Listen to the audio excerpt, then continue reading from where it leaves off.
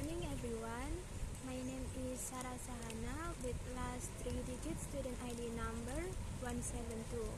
I am from class 2025F. I am a student of English Educational Study Program at Surabaya State University. So today I want to share a story with you. It is not about my illness.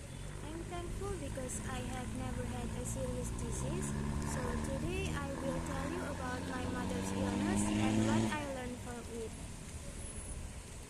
First, I will tell you about how it started. So my mother once had a chronic gastric disease. I do not know the exact date, but I remember it started around the end of 2025. At that time, my mother was very busy. She worked a lot every day. Sometimes she forgot to eat, and also she skipped meals. Because of this habit, her stomach became weak. Also, she felt very tired every day. She did not have enough rest. Slowly, her body became weaker. Her immune system also became low. And then, she started to feel sick. My mother told me about her symptoms. She said her stomach felt very painful. The pain came again and again. She also vomited many times in one day. Because of this, she did not want to eat. Her appetite became very low. Even when she tried to eat, she could not eat much. Because she did not get enough food, her body had no energy. She became weak every day. Sometimes she felt dizzy. Sometimes her vision became blurry. It was very hard to see her like that. After some time, her condition became worse. Her weight dropped a lot and her body became very thin.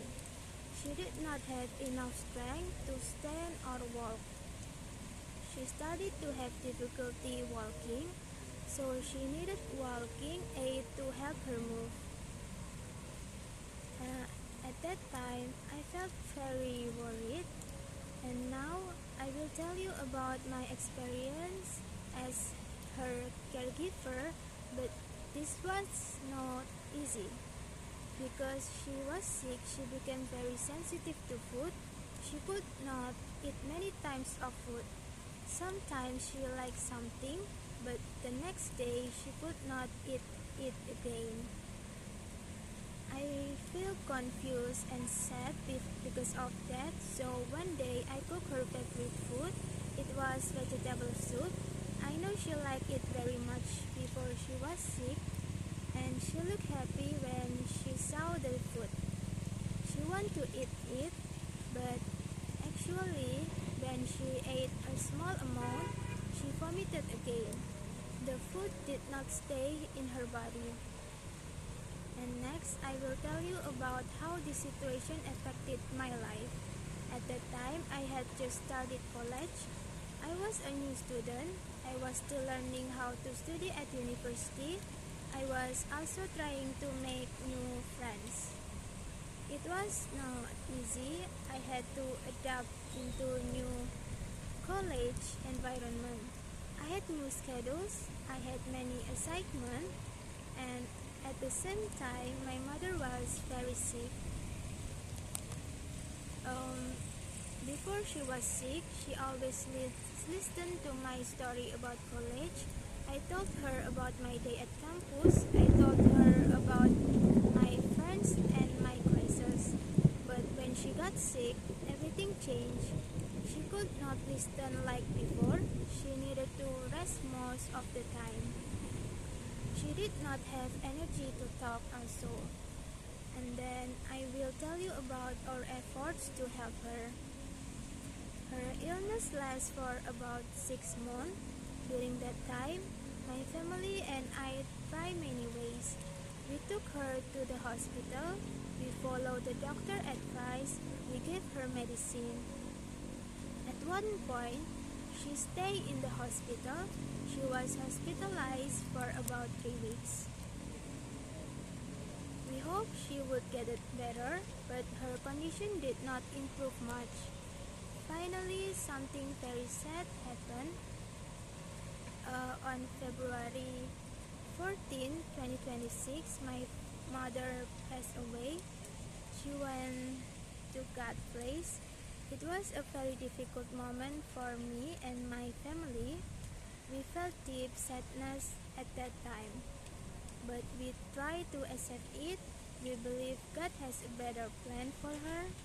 And now I will tell you what I learned from this experience. First, I learned that eating regularly is very important. Do not skip meals. Your body needs food every day. And second, I learned that rest is also important.